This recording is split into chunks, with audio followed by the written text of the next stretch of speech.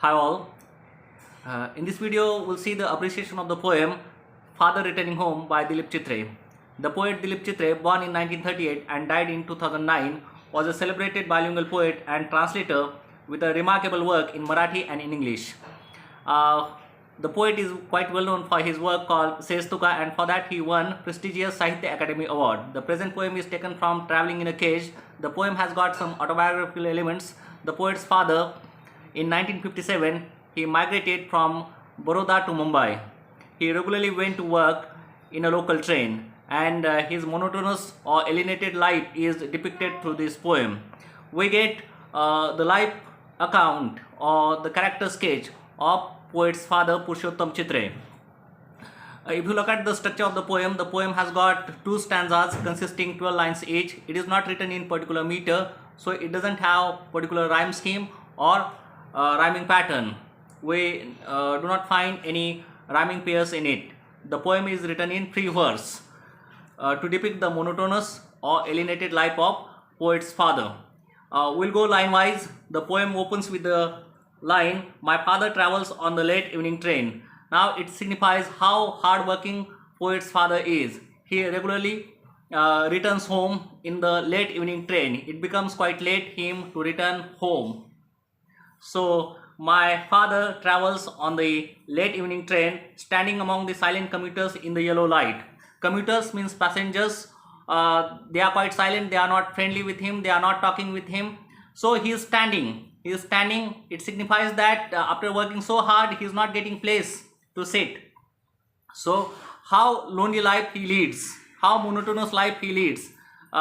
Through this line particularly we get standing among silent commuters in the yellow light. Those old local trains, they had old incandescent bulbs that had yellow light, and yellow light also signifies here the unpleasant life or monotonous or alienated life or estranged life of poet's father. Suburbs slide past his unseeing eyes. Now he has traveled 18 times through that route, so he doesn't have anything interesting looking outside. So poet's father, while traveling, is not looking outside because it doesn't interest him to look outside. And many a times he has traveled through that way in a local train. His shirt and pants are soggy, and his black raincoat stained with mud, and his bag stuffed with books is falling apart. In this sentence we get that the season is monsoon season or the rainy season, and we also understand that how difficult it becomes to travel in a local train. The poet's father is traveling in a rainy season, and his clothes have become completely wet. His shirt, his pants are completely wet. They have become soggy, and even his black raincoat, the color black is quite again significant, or it is symbolic, which shows the monotony in the life of poet's father, or loneliness in the life of poet's father. And that black raincoat too has damaged due to mud. And the other part of the sentence, his bag stuffed with books is falling apart. His bag is full of books. Through this we can get that poet's father is a learned person, or he is a scholarly man, but he is not getting time to read books during his travel, since he is standing over there, and he is not having a friendly chat with the commuters, since they might be tired due to their work and all. So they are standing silently, and in that unpleasant atmosphere he is traveling towards home. Next sentence, his eyes dimmed by age fade homeward through the humid monsoon night. Yeah, earlier as I said, he is traveling in unpleasant or unfriendly atmosphere, and here this line particularly depicts that he has become quite old. His eyesight probably started playing tricks, and his eyes dimmed by age fade homeward through the humid monsoon night. So in that conditions also he always he thinks about his home, or he is looking towards home, and he wanted to reach the home earliest. His eyes dimmed by age fade homeward through the humid monsoon night.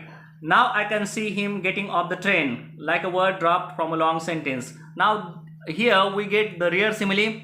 Now getting off poet's father from the local train is directly compared with the dropping of unimportant word from a long sentence. If you drop unimportant word from a long sentence, it doesn't make any difference with the meaning of that sentence. Similarly, getting off the poet's father from the local train, it doesn't affect the commuters or the fellow passengers. It doesn't make any difference to them. So how unimportant this man is to them, how unimportant poet's father is to them, is shown in this line, in this sentence.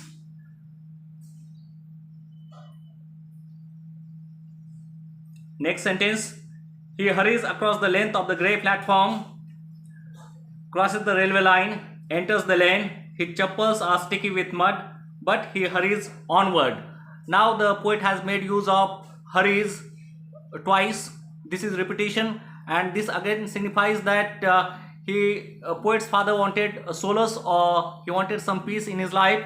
So he is hurriedly going homeward, or he is hurriedly walking in that conditions, and his chappals are also become sticky with mud, but he is walking quite fast to reach home, and he always thinks about well-being of his family members, his children, his grandchildren, all his children and all.